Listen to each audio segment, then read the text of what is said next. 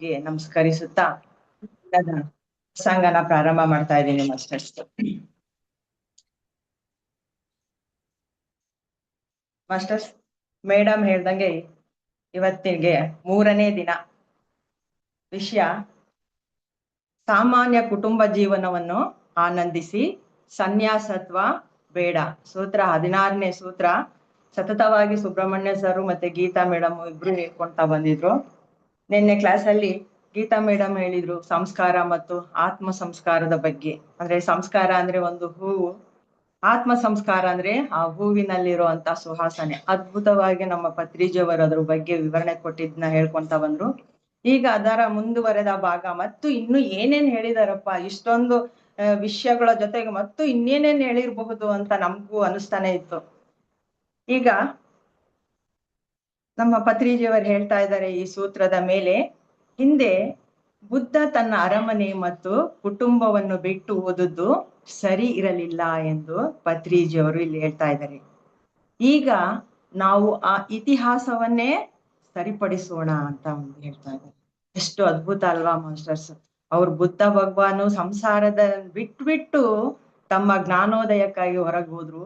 ಅದನ್ನ ನಮ್ಮ ಈ PSSM ಮೂಲಕ ಆ ಇತಿಹಾಸವನ್ನೇ ನಾವು ಸರಿಪಡಿಸ್ಬೇಕು ಅಂತ ನಮ್ಮ ಪತ್ರಿಜಿಯವರ ಅಭಿಪ್ರಾಯ ಆಗಿದೆ.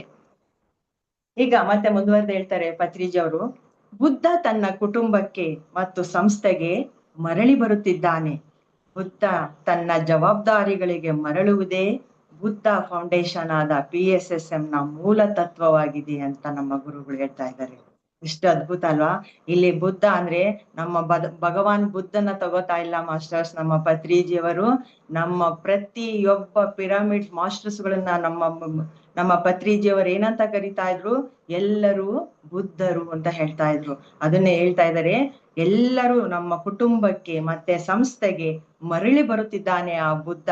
ಬುದ್ಧ ತನ್ನ ಜವಾಬ್ದಾರಿಗಳಿಗೆ ಮರಳುವುದೇ ಈ PSSM ಮೂಲ ತತ್ವವಾಗಿದೆ ಅಂತ ಹೇಳ್ತಾ ಇದ್ದಾರೆ. ಇದು ಬುದ್ಧನ ಭವ್ಯವಾದ ಪುನರಾಗಮನ, ತನ್ನ ಮಗನು ಮರಳಿ ಬರಬೇಕೆಂಬ ಶುದ್ಧೋಧನನ ಕನಸಿನ ನನಸಾಗುವಿಕೆ ಇದು ಅಂತ. ಅಂದ್ರೆ ಇಲ್ಲಿ ಶುದ್ಧೋಧನ ಬುದ್ಧ ಅಂತ ಹೇಳ್ತಾ ಇದ್ದಾರೆ ಅಂತ ಮತ್ತೆ ಕನ್ಫ್ಯೂಸ್ ಆಗೋದು ಬೇಡ ಮಾಸ್ಟರ್ಸ್. ಇಲ್ಲಿ ಪ್ರತಿ ಒಬ್ಬ ಧ್ಯಾನಿಗಳನ್ನ ಇಲ್ಲಿ ಬುದ್ಧ ಅಂತ ಹೇಳ್ತಾ ಇದ್ದಾರೆ. ಆ ಬುದ್ಧನ ಪ್ರತಿಯೊಬ್ಬ ತಂದೆನೂ ಸಹ ಶುದ್ಧೋಧನನಿಗೆ ಸಮಾನ ಅಂತ. ಅಲ್ಲಿ ಅವನು ರಾಜ, ಇಲ್ಲಿ ನಾವು ಸಾಮಾನ್ಯ ಪ್ರಜೆಗಳು ಅಷ್ಟೇ ಇಲ್ಲಿ ವ್ಯತ್ಯಾಸ. ಅದನ್ನ ಹೇಳ್ತಾ ಇದ್ದಾರೆ ನಮ್ಮ ಗುರುಗಳು. ಬುದ್ಧನು ಧ್ಯಾನದ ನಂತರ ರಾಜ್ಯವನ್ನು ತ್ಯಜಿಸುವುದಿಲ್ಲ, ಅವನು ಮರಳಿ ಸಾಮ್ರಾಜ್ಯಕ್ಕೆ ಹೋಗುತ್ತಾನೆ.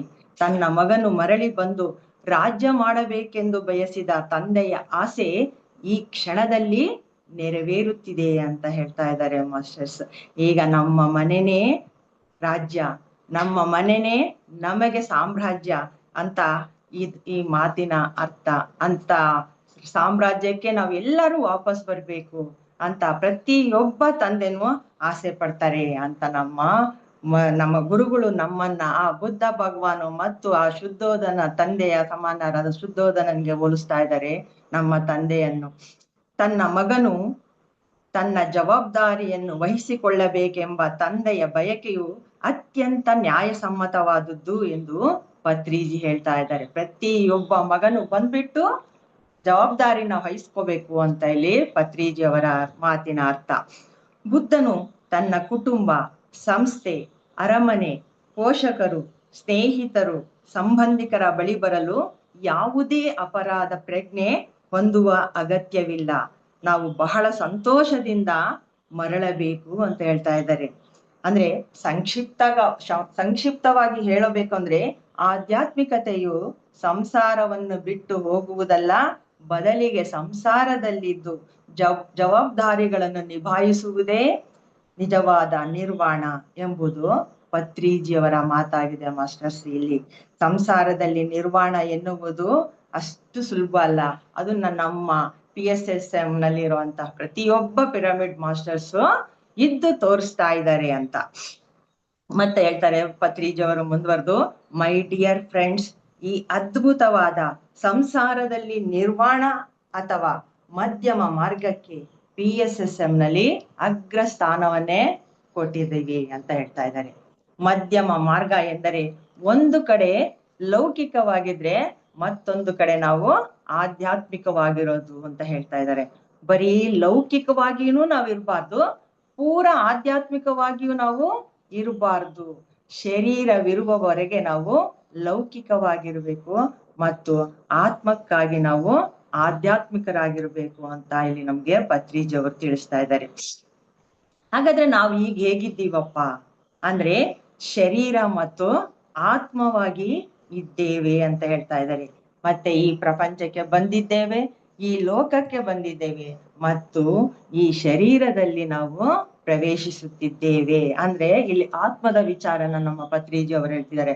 ಆತ್ಮದ ರೂಪದಲ್ಲಿ ದೇಹದಲ್ಲಿ ಬಂದಿದ್ದೀವಿ, ಪ್ರಪಂಚಕ್ಕೆ ಬಂದಿದ್ದೀವಿ, ಮತ್ತೆ ಈ ಲೋಕದಲ್ಲಿ ನಾವು ಬಂದಿದ್ದೀವಿ ಅನ್ನೋದು ಅರ್ಥ ಕೊಡ್ತಾ ಇದೆ ಮಾಸ್ಟರ್ಸ್. ಇಲ್ಲಿ ನಾವು ಇಲ್ಲಿ ಒಬ್ಬ ತಂದೆ ತಾಯಿಗೆ ಹುಟ್ಟಿದ್ದೇವೆ, ಒಂದು ಮನೆಯಲ್ಲಿ ಬೆಳೆದಿದ್ದೇವೆ, ಒಂದು ಕುಟುಂಬದಲ್ಲಿ ಮತ್ತು ಒಂದು ಪರಿವಾರದಲ್ಲಿ ಬೆಳೆದಿದ್ದೇವೆ ಅಂತ ಇದ್ದಾರೆ. ನಮಗಾಗಿ ನಾವು ಹುಟ್ಟಿದ್ದೇವೆ, ನಮ್ಮ ಮನೆಗಾಗಿ ನಾವು ಹುಟ್ಟಿದ್ದೇವೆ, ಲೋಕಕ್ಕಾಗಿ ನಾವು ಹುಟ್ಟಿದ್ದೇವೆ ಅಂತ ಇನ್ನೊಂದು ಪಾಯಿಂಟ್ ಹೇಳ್ತಾ ಇದ್ದಾರೆ ಮಾಸ್ಟರ್ಸ್ ಇಲ್ಲಿ. ನಮ್ಮ ತಂದೆ ತಾಯಿಯಿಂದ ಹುಟ್ಟಿದ್ದೇವೆ, ಅವರನ್ನು ಆರಿಸಿಕೊಂಡು ನಾವು ಹುಟ್ಟಿದ್ದೇವೆ. ನಮ್ಮ ಆತ್ಮವು ಪರಿಪಕ್ವವಾಗುವುದಕ್ಕೋಸ್ಕರ ಹುಟ್ಟಿದ್ದೇವೆ ಅಂತ ಹೇಳ್ತಾ ಇದ್ದಾರೆ.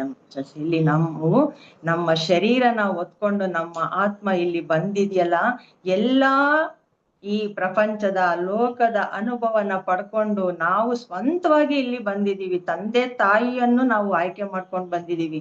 ಪ್ರತಿ ಕುಟುಂಬದ ಜವಾಬ್ದಾರಿಯನ್ನು ಹೊತ್ಕೊಂಡು ನಾವು ಇಲ್ಲಿ ಬಂದಿದ್ದೀವಿ. ಈ ಎಲ್ಲಿವರೆಗೂ ನಾವು ಇಲ್ಲಿ ಇರ್ಬೇಕು ಅಂದ್ರೆ ನಮ್ಮ ಆತ್ಮವು ಪರಿಪಕ್ವವಾಗುವುದಕ್ಕೋಸ್ಕರ ನಾವು ಇಲ್ಲಿ ಹುಟ್ಟು ಬಂದಿದ್ದೀವಿ, ಅಲ್ಲಿವರೆಗೂ ನಾವು ಇರ್ಬೇಕು ಇಲ್ಲಿ ಅಂತ ಪತ್ರಿಜಿಯವರ ಆಸೆ ಆಗಿದೆ ಮಾಸ್ಟರ್ಸ್. ಹಾಗಾದ್ರೆ ಹಳೆಯ ಕಾಲದಲ್ಲಿ ನಾವು ಯಾವ ರೀತಿ ಇತ್ತು ನಮ್ಮ ಜೀವನ ಅನ್ನೋದನ್ನ ಇಲ್ಲಿ ಹೇಳ್ಕೊಂತ ಹೋಗ್ತಾರೆ. ಆಧ್ಯಾತ್ಮಿಕ ವಿದ್ಯೆನ ಯಾವ ರೀತಿ ಕಲಿತಾ ಇದ್ವಿ ಇಂದಿನ ಕಾಲದಲ್ಲಿ ಜನಗಳು ಅನ್ನೋದಕ್ಕೆ, ಹಳೆಯ ಕಾಲದಲ್ಲಿ ಮಕ್ಕಳನ್ನೆಲ್ಲ ಎಲ್ಲಿ ಕಳಿಸ್ತಾ ಇದ್ರು ಮಾಸ್ಟರ್ಸ್? ಗುರುಕುಲಕ್ಕೆ ಕಳಿಸ್ತಾ ಇದ್ರು. ಅಲ್ಲಿ ಆಧ್ಯಾತ್ಮಿಕತೆ ಇರ್ತಿತ್ತು, ಅಲ್ಲಿ ಬ್ರಹ್ಮಚರ್ಯನೂ ಇರ್ತಿತ್ತು, ಮತ್ತೆ ಆಶ್ರಮದಲ್ಲೇ ಇದ್ದು ನಾವು ಆಧ್ಯಾತ್ಮಿಕರಾಗಿರ್ಬೇಕು ಅಂತ ಹೇಳ್ತಾರೆ. ಬರೀ ಆಧ್ಯಾತ್ಮಿಕತೆಯಲ್ಲಿ ಏನೇನ್ ಪಾಲಿಸ್ಬೇಕಾಗಿತ್ತು ಅಲ್ಲಿ ಅಂದ್ರೆ ಬ್ರಹ್ಮಚರ್ಯನೂ ಪಾಲಿಸ್ಬೇಕಾಗಿತ್ತು, ಮತ್ತೆ ಆಧ್ಯಾತ್ಮಿಕತೆಯನ್ನು ನಾವು ಕಲಿಬೇಕಾಗಿತ್ತು ಎಲ್ಲಿ ಗುರುಕುಲದಲ್ಲಿ. ಮುಂಚೆ ಮಕ್ಕಳು ಸ್ವಲ್ಪ ಅವಕ್ಕೆ ಗೊತ್ತಾಗ್ತಾ ಇದೆ ಅನ್ನೋ ಒಂದು ವಯಸ್ಸಿಗೆ ಬಂದ ತಕ್ಷಣನೇ ತಗೊಂಡೋಗಿ ಗುರುಕುಲಕ್ಕೆ ಸೇರಿಸ್ತಾ ಇದ್ರು. ಅಲ್ಲಿ ಏನೆಲ್ಲ ಹೇಳ್ಕೊಡ್ತಿದ್ರು ಅಂತ ಈಗ ಹೇಳ್ಕೊಂಡು ಹೋಗ್ತಾರೆ. ಊರಿನ ಮಕ್ಕಳನ್ನೆಲ್ಲ ಓದ್ಬೇಕು ಅಂದಕ್ಕೆ ಎಲ್ಲಿಗೆ ಆಗ್ತಾ ಇದ್ರು? ಗುರುಕುಲಕ್ಕೆ ತಗೊಂಡೋಗಿ ಸೇರಿಸ್ತಾ ಇದ್ರು. ಅಲ್ಲಿ ಏನ್ ಮಾಡ್ತಾ ಇದ್ರು ಅಂದ್ರೆ ವೇದಗಳನ್ನು, ಧ್ಯಾನ ಮತ್ತು ಸೇವೆಗಳನ್ನು ಅವರಿಗೆ ಕಲಿಸ್ತಾ ಇದ್ರು ಅಂತ ಹೇಳ್ತಾ ಇದ್ದಾರೆ ಗುರುಗಳು. ಮತ್ತೆ ಯಾವ ರೀತಿ ನಾವು ಗುರುಗಳಿಗೆ ವಿನಯವನ್ನು ತೋರಿಸ್ಬೇಕು, ಮತ್ತೆ ಯಾವ ರೀತಿ ನಾವು ಜವಾಬ್ದಾರಿಯಿಂದ ವರ್ತಿಸ್ಬೇಕು ಅನ್ನೋದನ್ನು ಸಹ ನಮ್ಗೆ ಅಲ್ಲಿ ಕಲಿಸ್ತಾ ಇದ್ರು ಅಂತ ಹೇಳ್ತಾರೆ. ಈಗ ಎಲ್ಲ ಇದು ಆಧ್ಯಾತ್ಮಿಕ ಪರವಾಗಿ ಅಲ್ಲಿ ಹೇಳ್ಕೊಡ್ತಾ ಇದ್ರು. ಈಗ ಲೌಕಿಕವಾಗಿ ಏನೆಲ್ಲ ಹೇಳ್ಕೊಡ್ತಾ ಇದ್ರು ಅಂತ ಹೇಳ್ತಾರೆ. ಅಲ್ಲಿ ಜೀವನಕ್ಕೆ ಬೇಕಾಗುವ ಲೌಕಿಕ ವಿದ್ಯೆಗಳನ್ನು ಸಹ ಅಲ್ಲಿ ಕಲಿಸ್ತಾ ಇದ್ರು. ಯಾವ ತರ ಲೌಕಿಕ ವಿದ್ಯೆಗಳಪ್ಪ ಅಂತಂದ್ರೆ ಹೊಲ ಉಳುವುದಾಗಿರ್ಬೋದು, ಅಥವಾ ಈ ಮಡಕೆಗಳನ್ನು ಮಾಡುವಂತ ಕುಂಬಾರ ಕೆಲಸ ಆಗಿರ್ಬೋದು, ಬೆಳೆ ಬೆಳೆಯುವುದಾಗಿರ್ಬೋದು, ಈ ತರ ಇತ್ಯಾದಿ ಎಲ್ಲಾ ರೀತಿಯ ಕೆಲಸಗಳನ್ನು ಅಲ್ಲಿ ಕಲಿಸ್ಬಿಟ್ಟು ಆ ಮಕ್ಕಳನ್ನ ಬೆಳೆಸ್ತಾ ಇದ್ರು ಆ ಗುರುಕುಲದಲ್ಲಿ ಅಂತ ಹೇಳ್ತಾ ಇದ್ದಾರೆ ಮಾಸ್ಟರ್ಸ್. ಇದು ಎಲ್ಲಾ ರೀತಿಯ ಲೌಕಿಕ ಮತ್ತು ಆಧ್ಯಾತ್ಮಿಕ ವಿದ್ಯೆಗಳನ್ನ ಕಲಿಸಿದ ಮೇಲೆ ಮಕ್ಕಳನ್ನ ಹೊರಗಡೆ ಅವರು ಕಳಿಸ್ತಾ ಇದ್ರು ಆ ಗುರುಕುಲದಿಂದ ಅಂತ. ಅಲ್ಲೆಲ್ಲ ಆಧ್ಯಾತ್ಮಿಕ ಮತ್ತು ಈ ಲೌಕಿಕ ವಿದ್ಯೆನ ಕಲ್ತ ಮೇಲೆ ಮಕ್ಕಳು ಯಾವುದನ್ನ ಪ್ರವೇಶ ಮಾಡ್ತಾ ಇದ್ರು ಅಂದ್ರೆ ಗೃಹಸ್ಥಾಶ್ರಮ ಪ್ರವೇಶ ಮಾಡ್ತಾ ಇದ್ರು ಅಂತ ನಮ್ಮ ಗುರುಗಳು ಹೇಳ್ತಾ ಇದ್ದಾರೆ. ಆತ್ಮಜ್ಞಾನಿಗಳಾದವರೇ ಈ ಗೃಹಸ್ಥಾಶ್ರಮಕ್ಕೆ ಬರುತ್ತಿದ್ದರಿಂದ ಆ ಮನೆ ಯಾವ ರೀತಿ ಇರ್ತಿತ್ತು ಅಂದ್ರೆ ಸ್ವರ್ಗದಂತಿರ್ತಾ ಇತ್ತು ಅಂತ ಹೇಳ್ತಾರೆ. ಆ ಗೃಹಸ್ಥಾಶ್ರಮದಲ್ಲಿ ಅವರು 50% ಲೌಕಿಕವಾಗಿ ಮತ್ತು 50% ಆಧ್ಯಾತ್ಮಿಕವಾಗಿ ಇರುತ್ತಿದ್ದರು. ಅದೇ ಮಧ್ಯಮ ಮಾರ್ಗ ಅಂತ ಹೇಳ್ತಾ ಇದ್ದಾರೆ ಮಾಸ್ಟರ್ಸ್ ಪತ್ರಿಜಿ. ಅಂದ್ರೆ ಆ ಗುರುಕುಲದಲ್ಲಿ ಲೌಕಿಕವಾಗಿ ವಿದ್ಯೆ ಹೇಳ್ಕೊಟ್ಟು ಮತ್ತೆ ಆಧ್ಯಾತ್ಮಿಕವಾಗಿ ಅವ್ರಿಗೆ ವಿದ್ಯೆಗಳನ್ನ ಹೇಳ್ಕೊಡೋದ್ರಿಂದ ಆ ಮಕ್ಕಳು ದೊಡ್ಡವರಾಗಿ ಯಾವ ರೀತಿ ಅವರು ಜೀವನನ ನಡೆಸ್ತಾ ಇದ್ರು ಅಂದ್ರೆ ಅರ್ಧ ಲೌಕಿಕವಾಗಿ ಇರ್ತಿದ್ರು, ಮತ್ತೆ ಅರ್ಧ ಆಧ್ಯಾತ್ಮಿಕವಾಗಿಯೂ ಅವರು ಬದುಕ್ತಿದ್ರು ಅಂತ ಹೇಳ್ತಾ ಇದ್ದಾರೆ. ಈಗ ಗೃಹಸ್ಥಾಶ್ರಮದಲ್ಲಿ ಚೆನ್ನಾಗಿ ಸ್ವರ್ಗ ಸುಖವನ್ನು ಅನುಭವಿಸುತ್ತಾ ಮಕ್ಕಳನ್ನು ಪಡೆದು ತಂದೆ ತಾಯಿಯಾಗುತ್ತಿದ್ದರು ಅಂತ ಹೇಳ್ತಾರೆ. ಆ ಮಕ್ಕಳನ್ನು ಯೋಗ್ಯರನ್ನಾಗಿ ಮಾಡಿದ ನಂತರ ಅವರು ಗೃಹಸ್ಥಾಶ್ರಮದಿಂದ ವಾನಪ್ರಸ್ಥಾಶ್ರಮಕ್ಕೆ ಹೋಗಿ ವಿರಮಿಸುತ್ತಿದ್ದರು ಅಂತ ಹೇಳ್ತಾ ಇದ್ದಾರೆ. ಒಂದೊಂದೇ ಸ್ಟೇಜ್ ಅನ್ನ ಹೇಳ್ಕೊಂಡು ಹೋಗ್ತಾ ಇದ್ದಾರೆ ಮಾಸ್ಟರ್ಸ್. ಗೃಹಸ್ಥಾಶ್ರಮ ಆದ್ರೆ ನೆಕ್ಸ್ಟ್ ಅವರು ವಾನಪ್ರಸ್ಥಾಶ್ರಮಕ್ಕೆ ಹೋಗ್ತಿದ್ರು. ಇಲ್ಲಿ ವಾನಪ್ರಸ್ಥಾಶ್ರಮಕ್ಕೆ ಹೋಗೋದು ಅಂದ್ರೆ ಏನು, ಆ ಊರನ್ನ ಬಿಟ್ಬಿಟ್ಟು ಕಾಡಿಗೆ ಹೋಗಿ ಆ ತಂದೆ ತಾಯಿಗಳು ವಾಸ ಮಾಡ್ತಿದ್ರು. ಎಲ್ಲಾ ಜವಾಬ್ದಾರಿಗಳನ್ನ ಅವರ ಮಕ್ಕಳಿಗೆ ವಹಿಸ್ಬಿಟ್ಟು ಹೋಗ್ತಾ ಇದ್ರು ಅಂತ ಹೇಳ್ತಾರೆ. ಆಮೇಲೆ ಈ ತಂದೆ ತಾಯಿಗಳು ಊರಿಗೆ ದೂರವಾಗಿ ಕುಟೀರದಲ್ಲಿ ವಾಸಿಸುತ್ತಿದ್ದರು. ಅಂದರೆ ಲೌಕಿಕತೆ ಕಡಿಮೆ ಮಾಡಿಕೊಳ್ತಾ ಇದ್ರು, ಮತ್ತೆ ಆಧ್ಯಾತ್ಮಿಕತೆಯನ್ನು ಹೆಚ್ಚು ಮಾಡ್ಕೊಂತಾ ಇದ್ರು ಅಂತ ಹೇಳ್ತಾರೆ ಮಾಸ್ಟರ್ಸ್. ಇಲ್ಲಿ ಗೃಹಸ್ಥಾಶ್ರಮದಲ್ಲಿದ್ದಾಗ 50-50 ಇರ್ತಿತ್ತು. ಆಮೇಲೆ ಇಲ್ಲಿ ವಾನಪ್ರಸ್ಥಾಶ್ರಮಕ್ಕೆ ಹೋದ ನಂತರ ಏನಾಗ್ತಿತ್ತು, ಆ ಲೌಕಿಕ ಏನು ಅನುಭವ ಇರುತ್ತಲ್ಲ ಅದನ್ನ ಇನ್ನೂ ಕಡಿಮೆ ಮಾಡ್ಕೊಂಡು ಹೆಚ್ಚಿನ ಭಾಗನ ಆಧ್ಯಾತ್ಮಿಕತೆಗೆ ಅವರು ಕೊಡ್ತಾ ಇದ್ರು ಅಂತ ಹೇಳ್ತಾ ಇದ್ದಾರೆ. ಅನಂತರ ಕೊನೆಯ ಹಂತದಲ್ಲಿ ವಾನಪ್ರಸ್ಥಾಶ್ರಮ ಮುಗಿದ ಮೇಲೆ ಸನ್ಯಾಶ್ರಮ ಸ್ವೀಕರಿಸ್ತಾ ಇದ್ರಂತೆ ಮಾಸ್ಟರ್ಸ್ ಅವರು. ಅಂದ್ರೆ ಇಲ್ಲಿ ವಾನಪ್ರಸ್ಥಾಶ್ರಮ ಆದ್ಮೇಲೆ ಸನ್ಯಾಸತ್ವಕ್ಕೆ ಬಂದ ನಂತರ ಅಲ್ಲಿ ಇಬ್ಬರು ಆ ಗಂಡ ಹೆಂಡತಿ ಅಥವಾ ಆ ದಂಪತಿಗಳು ಏನಾಗ್ತಿದ್ರು ಅಂದ್ರೆ ಬೇರೆ ಬೇರೆ ಆಗಿ ಊರುಗಳಿಗೆ ಹೋಗ್ಬಿಟ್ಟು ಅವರು ಧ್ಯಾನ ಪ್ರಚಾರ ಮಾಡ್ತಾ ಇದ್ರು ಅಂತ ಹೇಳ್ತಾ ಇದ್ದಾರೆ ಮಾಸ್ಟರ್ಸ್ ನಮ್ಮ ಪತ್ರಿಜಿ ಅವರು. ಅಂದ್ರೆ ಹಿಂದಿನ ಕಾಲದಲ್ಲಿ ಜೀವನ ಪದ್ಧತಿ ಹೇಗಿತ್ತು ಅಂತ ಹೇಳ್ತಾ ಇದ್ದಾರೆ. ಈಗ ನಮ್ಮ ಜೀವನ ಪದ್ಧತಿ ಹೇಗಿದೆ ಅಂತನೂ ಸಹ ನಮ್ಮ ಪತ್ರಿಜಿ ಅವರು ನಮಗೆ ಹೇಳ್ತಾ ಇದ್ದಾರೆ. ಈಗ ವೃತ್ತಿ ಮತ್ತು ಪ್ರವೃತ್ತಿ ಬಗ್ಗೆ ಹೇಳ್ಕೊಂತಾ ಬರ್ತಾ ಇದ್ದಾರೆ. ನಮ್ಮ ವೃತ್ತಿ ಟೀಚರ್, ಇಂಜಿನಿಯರ್, ಡಾಕ್ಟರ್ ಆಗಿರಬಹುದು. ಇದರಲ್ಲಿ ಇದ್ದುಕೊಂಡೇ ನಾವು ಆಧ್ಯಾತ್ಮಿಕತೆಯಲ್ಲಿ ಮಿಂಚ್ತಾ ಇದ್ದೀವಿ ಅಂತ ಗುರುಗಳು ಹೇಳ್ತಾ ಇದ್ದಾರೆ. ಮತ್ತೆ ನಮ್ಮ ಪ್ರವೃತ್ತಿ ಹೇಗಿದೆ ಹಾಗಾದ್ರೆ? ನಮ್ಮ ಪ್ರವೃತ್ತಿ ಆಧ್ಯಾತ್ಮಿಕತೆಯಾಗಿದೆ ಅಂತ ಹೇಳ್ತಾ ಇದ್ದಾರೆ.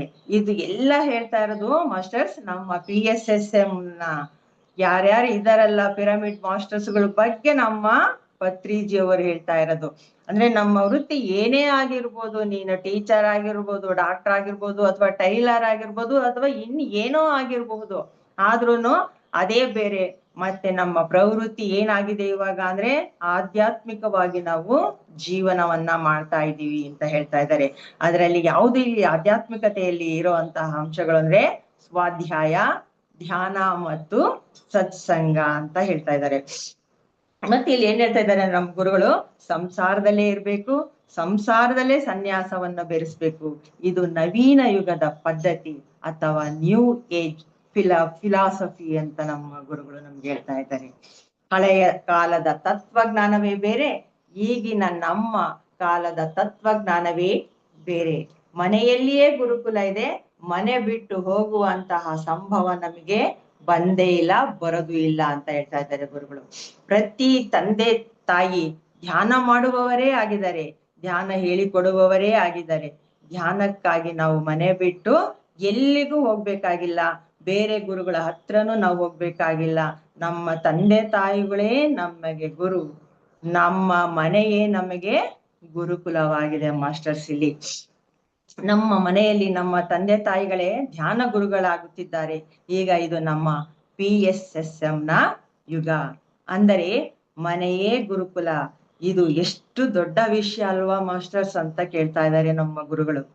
12 ಗಂಟೆ ಕೆಲ್ಸ ಮಾಡ್ತೀವಿ, ಅಡ್ಗೆ ಮಾಡ್ತೀವಿ, ಸೇವೆ ಮಾಡ್ತೀವಿ, ಊಟ ಮಾಡ್ತೀವಿ. ಗೃಹಸ್ಥಾಶ್ರಮದಲ್ಲೇ ಇದ್ದುಕೊಂಡೆ ಬ್ರಹ್ಮಚರ್ಯ, ವಾನಪ್ರಸ್ಥ, ಸನ್ಯಾಸ ಎಲ್ಲ ಜೀವನನ ನಡೆಸಿ ಎಲ್ಲಾ ವಿಷಯಗಳನ್ನು ಒಂದೇ ಕಡೆ ನಾವು ಬೆರೆಸಿದೀವಿ ಅಂತ ಹೇಳ್ತಾ ಇದ್ದಾರೆ ಗುರುಗಳು. ಮತ್ತೆ ನಾವು ಗೃಹಸ್ಥರಾಗಿ ಇದ್ದುಕೊಂಡೇ ಲೋಕ ಕಲ್ಯಾಣದ ಬಗ್ಗೆ ಆಲೋಚಿಸುತ್ತೇವೆ ಅಂತ ಹೇಳ್ತಾರೆ. ಇದೆಲ್ಲ ನಾವು ನಮ್ಮ ಮಕ್ಕಳನ್ನ ನೋಡ್ಕೊಂಡು ಅವರಿಗೆ ಧ್ಯಾನ ಎಲ್ಲಾ ರೀತಿಯ ವಿದ್ಯೆಗಳನ್ನ ಕೊಟ್ಟುಕೊಂಡು ಬಂದ್ರೂ ಸಹ ನಾವು ಮತ್ತು ಇನ್ನೂ ಒಂದು ನಮ್ಮ ವಿಶೇಷವಾದ ಗುಣ ಯಾವ್ದಪ್ಪ ಅಂತ ಹೇಳ್ತಾ ಇದ್ದಾರೆ ನಮ್ಮ ಗುರುಗಳು, ಅಂದ್ರೆ ಲೋಕ ಕಲ್ಯಾಣದ ಚಿಂತೆ. ಅಂದ್ರೆ ಇಲ್ಲಿ ನಾವೆಲ್ಲ ಏನ್ ಮಾಡ್ತಾ ಇದ್ದೀವಿ, ಪ್ರತಿಯೊಬ್ಬ ವ್ಯಕ್ತಿಗೂ ನಾವು ಧ್ಯಾನ ಪ್ರಚಾರ ಮಾಡ್ಬೇಕು, ಧ್ಯಾನನ ಹೇಳ್ಕೊಡ್ಬೇಕು ಅಂತ ನಮ್ಮ PSSM ನ ಒಂದು ಧ್ಯೇಯ ಆಗೋಗ್ಬಿಟ್ಟಿದೆ ಮಾಸ್ಟರ್ಸ್. ಪ್ರತಿಯೊಬ್ರು ಧ್ಯಾನ ಕಲ್ತ್ಕೊಂಡ್ಯಾ ಧ್ಯಾನ ಹೇಳ್ಕೊಡು, ಫಸ್ಟ್ ಡೇನೆ ನೀನು ಧ್ಯಾನ ಕಲ್ತ್ರೆ ಧ್ಯಾನ ಹೇಳ್ಕೊಡು ಎಂಬ ನಮ್ಮ ಪತ್ರಿಜಿಯವರದು ಅದೇ ಆಗಿದೆ ಮಾಸ್ಟರ್ಸ್. ಇದು ಅತ್ಯಂತ ದೊಡ್ಡ ಮಟ್ಟದ ಮಧ್ಯಮ ಮಾರ್ಗ ಅಥವಾ ಗೋಲ್ಡನ್ ಮಿಡಲ್ ಪಾತ್ ಅಂತ ಕರಿತಾ ಇದ್ದಾರೆ ನಮ್ಮ ಗುರುಗಳು ಮಾಸ್ಟರ್ಸ್. ಅಲ್ಲಿನೂ ಹಿಂದಿನ ಕಾಲದಲ್ಲಿಯೂ ಸಹ ಮಧ್ಯಮ ಜೀವನನ ಮಾಡ್ತಾ ಇದ್ರು. ಆದ್ರೆ ಅವ್ರು ಯಾವ ರೀತಿ ಮಾಡ್ತಾ ಇದ್ರು, ಈಗ ನಮ್ಮ PSSM ನಲ್ಲಿ ಇರುವಂತಹ ಪ್ರತಿಯೊಬ್ಬ ಧ್ಯಾನಿ ಯಾವ ರೀತಿ ಜೀವನ ಮಾಡ್ತಾ ಇದ್ದಾನೆ, ಮನೇಲೇ ಇದ್ದು ಸಂಸಾರನ ನಡೆಸ್ಕೊಂತ ಎಲ್ಲಾ ರೀತಿಯ ಆತ್ಮ ಉದ್ಧಾರವನ್ನು ಸಹ ಅವನು ಮಾಡ್ಕೊಳ್ತಾ ಇದ್ದಾನೆ. ಅದಕ್ಕೆ ಗುರುಗಳು ಏನ್ ಹೇಳ್ತಾ ಇದ್ದಾರೆ, ಇದು ದೊಡ್ಡ ಮಟ್ಟದ ಮಧ್ಯಮ ಮಾರ್ಗ ಅಥವಾ ಗೋಲ್ಡನ್ ಮಿಡಲ್ ಪಾತ್ ಅಂತ ಕರೀತಾ ಇದ್ದಾರೆ. ಅಷ್ಟು ಸುಲಭ ಇಲ್ಲ ಸಂಸಾರದಲ್ಲಿ ಇದ್ದು ಬಿಟ್ಟು ನಾವು ಈ ಸಾಧನೆನ ಮಾಡೋದಿಕ್ಕೆ. ಅದೇ ಕಾಡಿಗೆ ಹೋಗ್ಬಿಟ್ಟು ಆರಾಮಾಗಿ ಕೂತ್ಕೊಂಡು ನಾವು ಧ್ಯಾನನ ಮಾಡ್ಬೋದು, ಆತ್ಮಜ್ಞಾನನ ಪಡ್ಕೋಬಹುದು. ಆದ್ರೆ ಸಂಸಾರದ ಜಂಜಾಟದಲ್ಲಿ ಇದ್ದು ಮಾಡೋದ್ರಿಂದ ನಮ್ಗೆ ಇಲ್ಲಿ ಏನಂತ ಕರೀತಾ ಇದ್ದಾರೆ, ಈ ಪಾತನ್ನ ಗೋಲ್ಡನ್ ಮಿಡಲ್ ಪಾತ್ ಅಂತ ನಮ್ ಗುರುಗಳು ಹೇಳ್ತಾ ಇದ್ದಾರೆ. ಅಷ್ಟು ಶ್ರೇಷ್ಠವಾಗಿದೆ ಮನೆಯಲ್ಲೇ ಇದ್ದು ಸಂಸಾರದ ಜಂಜಾಟದೊಂದಿಗೆ ನಮ್ಮ ಆತ್ಮಜ್ಞಾನನ ಬೆಳೆಸ್ಕೊಳ್ಳೋದು ಮಾಸ್ಟರ್ಸ್ ಇಲ್ಲಿ. ಮತ್ತೆ ನಮ್ಮ ಗುರುಗಳು ಹೇಳ್ತಾ ಇದ್ದಾರೆ, ಆಧ್ಯಾತ್ಮಿಕ ವಿಜ್ಞಾನದಲ್ಲಿ 3 ಅಂಶಗಳಿದಾವೆ. ಅವು ಯಾವ್ಯಾವಪ್ಪ ಅಂದ್ರೆ ಧ್ಯಾನ, ಸ್ವಾಧ್ಯಾಯ ಮತ್ತು ಸಜ್ಜನ ಸಾಂಗತ್ಯ ಅಂತ. ಇದು ಪ್ರತಿಯೊಬ್ಬ ಧ್ಯಾನಿಗೂ ಕಂಠಪಾಠ ಆಗೋಗ್ಬಿಟ್ಟಿದೆ ಅಲ್ವಾ ಮಾಸ್ಟರ್ಸ್. ಧ್ಯಾನ ಅಂದ್ರೆ ಗೊತ್ತು, ಸ್ವಾಧ್ಯಾಯ ಅಂದ್ರೆ ಗೊತ್ತು, ಸಜ್ಜನ ಸಾಂಗತ್ಯ ಅಂದ್ರೆ ಏನು ಅಂತನೂ ಪ್ರತಿಯೊಬ್ಬರಿಗೂ ಗೊತ್ತು. ಆದ್ರೆ ನಮ್ಮ ಗುರುಗಳು ಯಾವ ರೀತಿ ಹೇಳಿದ್ದಾರೆ ಅನ್ನೋದನ್ನ ನಾವು ಒಂದೊಂದನ್ನೇ ತಿಳ್ಕೊಂಡು ಹೋಗೋಣ ಮಾಸ್ಟರ್ಸ್. ಧ್ಯಾನ, ಅವರು ನಮ್ ಗುರುಗಳು ಹೇಳ್ತಾ ಇದ್ದಾರೆ ಪತ್ರಿಜಿ ಅವರು, ಧ್ಯಾನ ಅಂದ್ರೆ 5 ಅಥವಾ 10 ನಿಮಿಷ ಕೂತ್ಕೊಂಡು ಕಣ್ ಮುಚ್ಕೊಂಡು ಕುಳಿತುಕೊಳ್ಳೋದಲ್ಲ. ಯಾರು ದಿನಕ್ಕೆ 2, 3, 4 ಗಂಟೆಗಳ ಧ್ಯಾನ ಮಾಡ್ತಾನೇ ಇರ್ತಾರೋ ಅವರಿಗೆ ಮಾತ್ರ ನಿಜವಾದ ಲಾಭವನ್ನ ಪಡೆಯೋದಿಕ್ಕೆ ಸಾಧ್ಯ. ನಿಮ್ಮ ವಯಸ್ಸಿಗೆ ತಕ್ಕಂತೆ ಅಷ್ಟು ನಿಮಿಷ ಧ್ಯಾನ ಮಾಡುವುದು ಕೇವಲ ಆರಂಭದಲ್ಲಿ ಮಾತ್ರ. ನೀವು ಹೆಚ್ಚಿನ ಜ್ಞಾನ ಮತ್ತು ಶಕ್ತಿ ಪಡೆಯಬೇಕು ಅಂದ್ರೆ ಏನ್ ಮಾಡ್ಬೇಕು, ಹೆಚ್ಚು ಹೆಚ್ಚು ಗಂಟೆಗಳ ಕಾಲ ನೀವು ಧ್ಯಾನ ಮಾಡ್ಲೇಬೇಕು. ಇದು ಅನಿವಾರ್ಯ ಅಂತ ಹೇಳ್ತಾ ಇದ್ದಾರೆ. ನೀವು ಎಷ್ಟು ಹೆಚ್ಚು ಧ್ಯಾನ ಮಾಡುತ್ತೀರೋ ಅಷ್ಟೇ ವೇಗವಾಗಿ ನಿಮ್ಮ ಆತ್ಮ ವಿಕಾಸವಾಗುತ್ತದೆ ಅಂತ ನಮ್ಮ ಗುರುಗಳು ಹೇಳ್ತಾ ಇದ್ದಾರೆ. ಇದು ಧ್ಯಾನದ ಬಗ್ಗೆ ಹೇಳಿದ್ರೆ, ಸ್ವಾಧ್ಯಾಯದ ಬಗ್ಗೆ ಹೇಳ್ತಾ ಇದ್ದಾರೆ. ಸ್ವಾಧ್ಯಾಯ ಅಂದ್ರೆ ಇಲ್ಲಿ ಆತ್ಮಕ್ಕೆ ಸಂಬಂಧಿಸಿದ ಪುಸ್ತಕ ಓದುವುದು. ಬೇರೆ ಬೇರೆ ಗುರುಗಳ ಆಧ್ಯಾತ್ಮಿಕ ಪುಸ್ತಕಗಳನ್ನ ಓದಬೇಕು. ನಾನು ಸಾವಿರಾರು ಆಧ್ಯಾತ್ಮಿಕ ಪುಸ್ತಕಗಳನ್ನ ಓದಿದ್ದೀನಿ. ಆ ಜ್ಞಾನವೇ ನನ್ನನ್ನು ಇಲ್ಲಿ ನಿಮ್ಮ ಮುಂದೆ ಬಂದು ನಿಲ್ಲುವ ಹಾಗೆ ಮಾಡಿದೆ ಅಂತ ಗುರುಗಳು ಹೇಳ್ತಾ ಇದ್ದಾರೆ. ನೀವು ಕೂಡ ಶ್ರೇಷ್ಠ ಆಧ್ಯಾತ್ಮಿಕ ಪುಸ್ತಕಗಳನ್ನ ಓದೋದನ್ನ ಮಾಡ್ಬೇಕು. ಅದನ್ನ ಹವ್ಯಾಸವಾಗಿ ನೀವು ಬೆಳೆಸ್ಕೋಬೇಕು. ಮತ್ತೆ ಇಲ್ಲಿ ಗುರುಗಳು ಕೆಲವು ವಿಶೇಷವಾದ ಪುಸ್ತಕಗಳ ಹೆಸರುಗಳನ್ನ ಹೇಳ್ತಾ ಇದ್ದಾರೆ ಮಾಸ್ಟರ್ಸ್. ಆ ಪುಸ್ತಕಗಳ ಹೆಸರನ್ನ ಬರ್ಕೊಳ್ತಾ ಇದ್ದಾರೋ ಮಾಡ್ಕೊಳ್ಳಿ. ಅದು ಆದಷ್ಟು ಸಾಧ್ಯವಾದ್ರೆ ತರಿಸ್ಕೊಂಡು ಓದೋ ಅಂತ ಪ್ರಯತ್ನ ಮಾಡ್ಬೇಕು ಮಾಸ್ಟರ್ಸ್. ಮೊದಲನೇ ಒಂದು ಪುಸ್ತಕ ಹೇಳ್ತಾ ಇದ್ದಾರೆ, ಮಿಚೆಲ್ ಡೆಸ್ಮಾರ್ಕೆಟ್ ಅಂತ. ಇವರು ಆಥರ್ ಟಿಯೋಬಾ ಪ್ರೊಫೆಸಿ ಅನ್ನೋ ಪುಸ್ತಕನ ಬರೆದಿದ್ದಾರೆ ಮಾಸ್ಟರ್ಸ್. ಅದು ನಮ್ಮ ಭೂಮಿಯ ಇತಿಹಾಸ ಮತ್ತು ಉನ್ನತ ಗ್ರಹಗಳ ಜೀವನದ ಬಗ್ಗೆ ಅದ್ಭುತವಾದ ಮಾಹಿತಿಯನ್ನು ನೀಡುತ್ತದೆ ಅಂತ ಹೇಳ್ತಾ ಇದ್ದಾರೆ. ಇಲ್ಲಿ ಮಿಚೆಲ್ ಡೆಸ್ಮಾರ್ಕೆಟ್ ಅಂತ ಇದಾರಲ್ಲ, ಅವರಿಗೆ ಒಬ್ಬ ಮೇಲಿನ ಮಾಸ್ಟರ್ ಬಂದ್ಬಿಟ್ಟು ನನ್ನ ಬೇರೆ ಲೋಕಕ್ಕೆ ಕರ್ಕೊಂಡು ಹೋಗ್ಬಿಟ್ಟು ಆ ಬೇರೆ ಲೋಕದ ಜ್ಞಾನವನ್ನು ಹಂಚಿರೋದನ್ನ ಅವರು ಪುಸ್ತಕದ ರೂಪದಲ್ಲಿ ಹೊರಗಡೆ ತಂದಿದ್ದಾರೆ ಮಾಸ್ಟರ್ಸ್. ಅದು ಈ ಪುಸ್ತಕ ಅಷ್ಟು ಎಷ್ಟು ಅದ್ಭುತವಾಗಿದೆ. ಈ ಪುಸ್ತಕನ ನೀವೆಲ್ಲರೂ ಓದ್ಬೇಕು ಅಂತ ಇಲ್ಲಿ ನಮ್ಗೆ ಪತ್ರಿಜಿ ಅವರು ಹೇಳ್ತಾ ಇದ್ದಾರೆ. ಮತ್ತೆ ಇನ್ನೊಂದು ಪುಸ್ತಕದ ಸನ್ಶೈನ್ ಬಿಫೋರ್ ಡಾನ್ ಅಂತ ಪುಸ್ತಕದ ಹೆಸರು. ಇದನ್ನ ಬರೆದಂತವರು ಜೂಡಿ ಸಟೋರಿ ಅವರು. ಈ ಪುಸ್ತಕ ಓದೋದ್ರಿಂದ ನಿಮ್ಮಲ್ಲಿರುವ ಅಜ್ಞಾನ ದೂರ ಆಗಿ ಸತ್ಯದ ದರ್ಶನವಾಗುತ್ತದೆ ಅಂತ ಹೇಳ್ತಾರೆ ಮಾಸ್ಟರ್ಸ್. ಸತ್ಯದ ದರ್ಶನ ಆಗ್ಬೇಕು ಅಂದ್ರೆ ಈ ಪುಸ್ತಕನ ನೀವು ಓದಲೇಬೇಕು ಅಂತ ಈ 2 ಪುಸ್ತಕಗಳನ್ನ ಪತ್ರಿಜಿ ಅವರು ವಿಶೇಷವಾಗಿ ನಮ್ಗೆ ತಿಳಿಸ್ತಾ ಇದ್ದಾರೆ. ಮತ್ತೆ 3ನೇ ಅಂಶ ಏನಪ್ಪಾ ಅಂದ್ರೆ ಧ್ಯಾನ ಆಯ್ತು, ಸ್ವಾಧ್ಯಾಯ ಆಯ್ತು, ಮತ್ತೆ ಸಜ್ಜನ ಸಾಂಗತ್ಯ. ಸಜ್ಜನ ಸಾಂಗತ್ಯ ಅಂದ್ರೆ ಎಲ್ರಿಗೂ ಗೊತ್ತು. ನಮ್ಮ ಈ ಬೆಳಗ್ಗೆ ಕೂತಿರೋಂತಹ ಎಲ್ಲಾ ಮಾಸ್ಟರ್ಸು ಸಜ್ಜನರು. ಒಬ್ಬ ಧ್ಯಾನಿ ಇನ್ನೊಬ್ಬ ಧ್ಯಾನಿಯೊಡನೆ ತನ್ನ ಅನುಭವವನ್ನು ಹಂಚಿಕೊಳ್ಳುವುದೇ ಇಲ್ಲಿ ಸಜ್ಜನ ಸಾಂಗತ್ಯ ಅಂತ ಹೇಳ್ತಾ ಇದ್ದಾರೆ ಗುರುಗಳು. ಇಲ್ಲಿ ಏನಾಗ್ತಾ ಇದೆ ಜ್ಞಾನನ ಹಂಚ್ಕೊಳ್ಳೋದ್ರಿಂದ ಅಂದ್ರೆ ಜ್ಞಾನದ ವಿನಿಮಯವಾಗುತ್ತದೆ ಅಂತ ಹೇಳ್ತಾರೆ. ನಿಮ್ಮ ಅನುಭವ ಇನ್ನೊಬ್ಬ ವ್ಯಕ್ತಿಗೆ ಜ್ಞಾನವಾಗಿ ಪರಿಣಮಿಸುತ್ತೆ. ಅದಕ್ಕೋಸ್ಕರ ನಾವು ಸಜ್ಜನ ಸಾಂಗತ್ಯನ ಮಾಡ್ಲೇಬೇಕು ಅಂತ ಇಲ್ಲಿ ನಮ್ ಗುರುಗಳು ಹೇಳ್ತಾ ಇದ್ದಾರೆ. ಇಲ್ಲಿ ಪತ್ರಿಜಿ ಅವರು ಒಂದು ಶಂಕರಾಚಾರ್ಯರು ಬರೆದಂತಹ ಭಜಗೋವಿಂದನ ಒಂದು ಶ್ಲೋಕನ ತಗೋತಾ ಇದ್ದಾರೆ ಮಾಸ್ಟರ್ಸ್. ಜಗತಿ ಸಜ್ಜನ ಸಂಗತಿ ರೇಖಾ ಭವತಿ ಭವಾರ್ಣವತರಣಿ ನೌಕಾ ಅಂತ. ಅಂದರೆ ಸಂಸಾರವೆಂಬ ಸಾಗರವನ್ನು ದಾಟಲು ಧ್ಯಾನದ ಜೊತೆಗೆ ಸಜ್ಜನ ಸಾಂಗತ್ಯವು ಪ್ರಬಲವಾದ ನಾವೆಯಂತೆ ಕೆಲಸ ಮಾಡುತ್ತದೆ ಎಂಬ ಸಂದೇಶ ನೀಡ್ತಾ ಇದೆ ಈ ಶ್ಲೋಕ ಮಾಸ್ಟರ್ಸ್. ಅಂದ್ರೆ ಸಜ್ಜನ ಸಾಂಗತ್ಯ ಅಂದ್ರೆ ಈ ಭವವೆಂಬ ಸಾಗರನ ದಾಟ್ಬೇಕು. ಸಂಸಾರವೆಂಬ ಸಾಗರ ಅಂದ್ರೆ ಸಜ್ಜನ ಸಾಂಗತ್ಯದ ಅವಶ್ಯಕತೆ ಇರ್ಲೇಬೇಕು ಅಂತ ಹೇಳ್ತಾ ಇದ್ದಾರೆ. ಬರೀ ಧ್ಯಾನ ಮಾಡಿದ್ರೆ ಆಗಲ್ಲ, ಸ್ವಾಧ್ಯಾಯ ಮಾಡಿದ್ರು ಆಗಲ್ಲ, ಅದರ ಜೊತೆಗೆ ಸಜ್ಜನ ಸಾಂಗತ್ಯನು ಅಷ್ಟೇ ಮುಖ್ಯ ಅಂತ ಇಲ್ಲಿ ಅವರ ಅಭಿಪ್ರಾಯ. ಇವೆಲ್ಲ ಆಯ್ತು, ಧ್ಯಾನ ಆಯ್ತು, ಸಜ್ಜನ ಸಾಂಗತ್ಯ ಆಯ್ತು, ಮತ್ತೆ ನಮಗೆ ಸ್ವಾಧ್ಯಾಯನೂ ಆಯ್ತು ಅಂದ್ರೆ ಮುಗಿತಾ? ಖಂಡಿತ ಆಗೋದಿಲ್ಲ ಮಾಸ್ಟರ್ಸ್. ಮತ್ತೆ ಇದರ ಜೊತೆಗೆ ಇನ್ನೊಂದು ಅಂಶ ಸೇರ್ಕೊಳ್ಳಲೇಬೇಕು ಅಂತ ನಮ್ಮ ಗುರುಗಳು ಹೇಳ್ತಿದ್ದಾರೆ. ಅದು ಯಾವ್ದಪ್ಪ ಅಂದ್ರೆ ಆಧ್ಯಾತ್ಮಿಕ ವಿಜ್ಞಾನದ ಎಲ್ಲಾ ಜ್ಞಾನಕ್ಕೆ ಅಡಿಪಾಯವೆಂದರೆ ಶಾಕಾಹಾರ ಅಂತ ಹೇಳ್ತಾ ಇದ್ದಾರೆ. ಇದು ಬಿಟ್ವಿ ಅಂದ್ರೆ ಸಾಧ್ಯನೇ ಇಲ್ಲ. ಇಲ್ಲಿ ನಾವು ಈ ಅಂಶನ ಇಲ್ಲಿ ಏನಂದ್ರೆ ನೀವು ಎಷ್ಟೇ ಧ್ಯಾನ ಮಾಡಿದ್ರು ನೀವು ಮಾಂಸಾಹಾರಿಯಾಗಿದ್ರೆ ಏನಾಗುತ್ತೆ, ಮತ್ತೆ ಪ್ರಾಣಿ ಹಿಂಸೆ ಮಾಡುತ್ತಿದ್ರೆ ಧ್ಯಾನದ ಬೆಳಕು ನಿಮ್ಮನ್ನು ತಲುಪೋದೇ ಇಲ್ಲ ಅಂತ ಹೇಳ್ತಾ ಇದ್ದಾರೆ. ಅಹಿಂಸೆಯೇ ಪರಮ ಧರ್ಮ. ಪ್ರತಿಯೊಬ್ಬ ಧ್ಯಾನಿಯು ಕಡ್ಡಾಯವಾಗಿ ಶಾಕಾಹಾರಿಯಾಗಬೇಕು.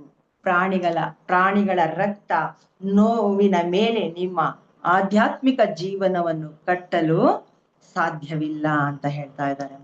ಎಷ್ಟು ಅದ್ಭುತವಾಗಿ ಹೇಳ್ತಾ ಇದಾರಲ್ಲ. ಇದೆಲ್ಲ ನೀವು ಧ್ಯಾನ ಮಾಡೋದು, ಸಜ್ಜನ ಸಾಂಗತ್ಯ ಮಾಡೋದು, ಬರೀ ಪುಸ್ತಕ ಓದಿದ್ರೆ ಸಾಧ್ಯ ಆಗೋದಿಲ್ಲ. ನೀವು ಆತ್ಮಜ್ಞಾನಿಗಳಾಗ್ಬೇಕು ಅಂದ್ರೆ ಮಾಂಸಾಹಾರನ ತ್ಯಜಿಸ್ಲೇಬೇಕು. ಅದು ತ್ಯಜಿಸ್ಲಿಲ್ಲ ಅಂದ್ರೆ ನೀವು ಧ್ಯಾನದ ಬೆಳಕು ನಿಮ್ಮ ಹತ್ರ ಬರೋದೇ ಇಲ್ಲ ಅಂತ ಇಲ್ಲಿ ವಿಶೇಷವಾಗಿ ನಮಗೆ ಒತ್ತಿ ಹೇಳ್ತಾ ಇದ್ದಾರೆ ನಮ್ಮ ಗುರುಗಳು. ಮತ್ತೆ ಕೊನೆಯದಾಗಿ ಗುರುಗಳು ಹೇಳ್ತಾ ಇದ್ದಾರೆ, ಸಂಸಾರ ಮತ್ತು ನಿರ್ವಾಣದ ಮೇಲಿನ ಸಮತೋಲನ. ನಾವು ಸಂಸಾರದಲ್ಲಿ ಇರಬೇಕು, ಕುಟುಂಬ ಧರ್ಮ ಪಾಲಿಸಬೇಕು, ಸಮಾಜದ ಭಾಗವಾಗಿರಬೇಕು. ಸಂಸಾರವೆಂದರೆ ಬರೀ ಕಷ್ಟಗಳಲ್ಲ, ಅದು ನಾವು ಕಲಿಯುವ ಪಾಠಶಾಲೆ. ಅದೇ ಸಮಯದಲ್ಲಿ ನಾವು ನಿರ್ವಾಣವನ್ನು ಸಹ ಮರೆಯಬಾರದು. ನಿರ್ವಾಣ ಎಂದರೆ ಧ್ಯಾನ, ಆತ್ಮದ ಅರಿವು. ನಿಮ್ಮ ಜೀವನದಲ್ಲಿ 50 ಭಾಗ ಆಧ್ಯಾತ್ಮಿಕತೆ ಆದರೆ ಇನ್ನ 50 ಭಾಗ ಸಂಸಾರಕ್ಕೆ ಮೀಸಲಿರಲಿ. ಗೌತಮ ಬುದ್ಧ ಹೇಳಿದ ಮಧ್ಯಮ ಮಾರ್ಗ ಇದೇ ಆಗಿದೆ. ಯಾವುದೂ ಅತಿಯಾಗಬಾರದು, ಯಾವುದನ್ನೂ ಸಂಪೂರ್ಣವಾಗಿ ಬಿಡಬಾರದು. ಸಂಸಾರದಲ್ಲಿ ಇದ್ದುಕೊಂಡೇ ಮುಕ್ತಿಯನ್ನು ಪಡೆಯುವುದೇ ನಿಜವಾದ ಆಧ್ಯಾತ್ಮಿಕ ಸಾಧನೆ ಅಂತ ಇಲ್ಲಿ ನಮ್ಮ ಗುರುಗಳು ನಮಗೆ ಹೇಳ್ತಾ ಇದ್ದಾರೆ ಮಾಸ್ಟರ್ಸ್. ಇಷ್ಟ ಹೇಳಿ ಇವತ್ತಿನ ಜ್ಞಾನನ ಕಂಪ್ಲೀಟ್ ಮಾಡ್ತಾ ಇದ್ದೀನಿ. ಎಲ್ಲರಿಗೂ ಧನ್ಯವಾದಗಳು masters. Thank you very much. Thank you madam.